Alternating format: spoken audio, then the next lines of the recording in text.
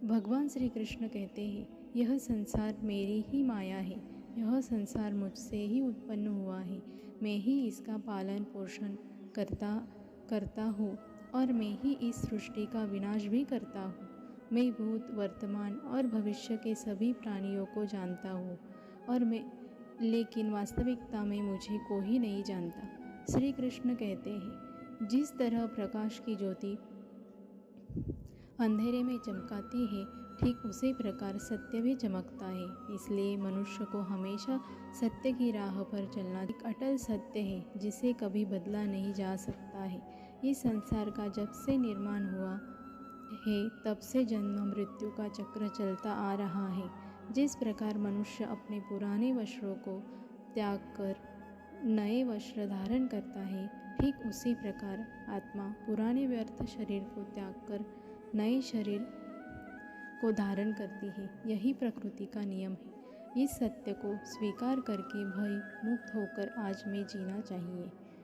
ज्ञानी व्यक्ति ना तो मरने वाले का शोक करते हैं और ना ही उनका शोक करते हैं जो जानते हैं जो मर गया वह फिर से जन्म लेना और जो जिंदा है वह एक दिन ज़रूर मर। भगवान श्री कृष्ण कहते हैं, मन की शांति से बढ़कर इस संसार में कोई भी संपत्ति नहीं है। जिस व्यक्ति ने अपने मन को शांत रखना सीख लिया है, उससे ज़्यादा धनवान इस संसार में।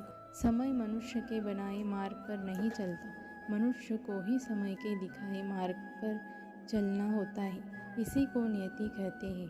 जीवन कठिन तब लगता है जब हम स्वयं में बदलाव करने के व्यक्तियों को बदलने का प्रयास करते हैं। कर्म ही सबसे बड़ा धर्म है। भगवान श्री कृष्ण कहते हैं, गीता में अर्जुन को उपदेश देते हुए कहते हैं, व्यक्ति कर्म करने के लिए ही पैदा हुआ है और बिना कर्म किए कोई रह नहीं सकता। मनुष्य को परिणाम की चिंता किए बिना अपने कर्तव्यों का पालन को नरक की ओर ले जाने वाला द्वार है। क्रोध करने से व्यक्ति का मन अशांत हो जाता है, वह आवेश में कई बार अपना ही नुकसान कर बैठता है।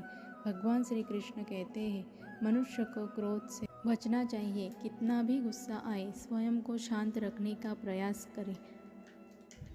इस संसार में आज जो तुम्हारे पास है वह कल किसी और के पास था, परसों वो किसी और के हाथ आए थे और खाली हाथ ही जाओगे। मन पर नियंत्रण रखना जरूरी है। मनुष्य का वायु की तरह चंचल है। यह मन ही है जो मनुष्य को काम वासनाओं की तरफ भटकाता रहता है।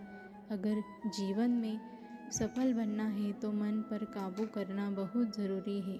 मन को वश में करने से दिमाग की शक्ति केंद्रित होती है, जिससे कार्यों में सफलता मिलने लगती है। गीता के अनुसार जिस व्यक्ति ने अपने मन पर काबू पा लिया है वह मन में पैदा होने वाली बेकार की चिंताओं और इच्छाओं से भी दूर रहता है।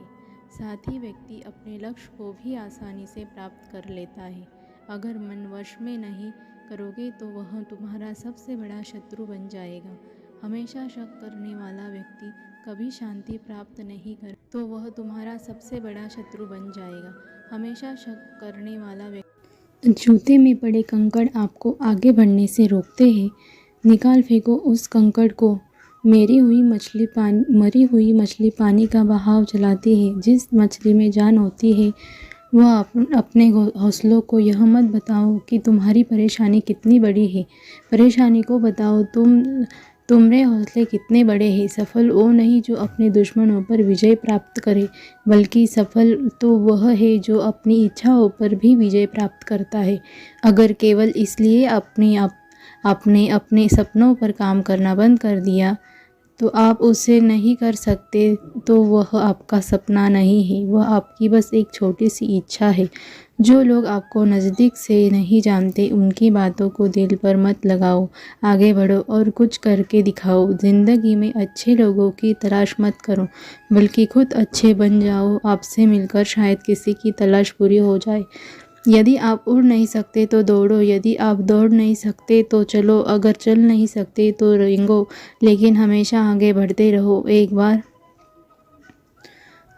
गुरु ने अपने शिष्यों से पूछा, क्या आप जानते हैं हमारे अंदर एक बड़ा युद्ध निरंतर चलता रहता है। जब सारे शिष्य चुप रहे तब गुरुजी बोले, वास्तव में सबसे बड़ी लड़ाई हमारे अंदर दो भेड़ियों की है। एक काला भेड़िया जो क्रोध, ईर्ष्या, अहंकार, दुख, गलानी, लालच, चोरी, झूठ की भाषा बोलता है।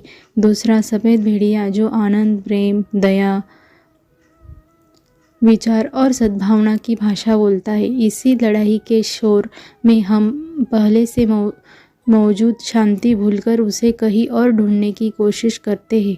गुरु ने कहा है, हम में से इस लड़ाई के शोर से नहीं बचा। यह लड़ाई मेरे अंदर भी चलती है और आपके अंदर भी।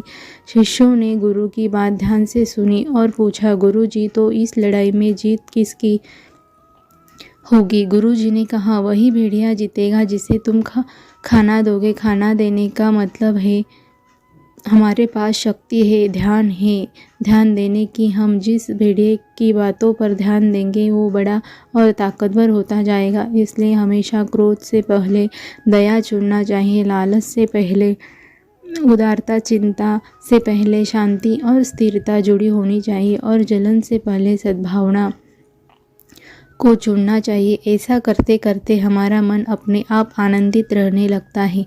जैसे शरीर को आराम दिया जाए तो वह खुद ठीक होने लगता है, वैसे ही जब मन को शोर से आराम मिलता है तब वह खुद निर्मल हो जाता है। तो दोस्तों, इस वीडियो में बस इतना ही। आशा करती हूँ आप लोगों को इस वीडियो से काफ़ी कुछ सीखने के लिए मिला होगा। हम मिलते हैं